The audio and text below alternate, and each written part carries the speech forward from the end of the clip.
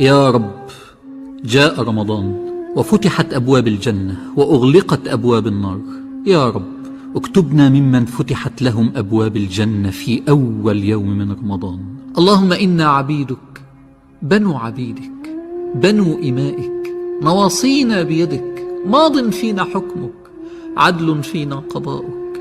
نسألك بكل اسم هو لك، سميت به نفسك أو أنزلته في كتابك أو علمته أحدا من خلقك أو استأثرت به في علم الغيب عندك، أن تجعل القرآن العظيم ربيع قلوبنا ونور صدورنا وذهاب همومنا وغمومنا. اللهم ذكرنا من القرآن ما نسينا، وعلمنا منه ما جهلنا، وارزقنا يا رب تلاوته آناء الليل وأطراف النهار على الوجه الذي يرضيك عنا.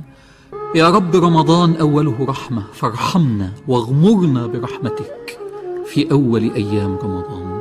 آمين آمين. وصلى الله وسلم وبارك على سيدنا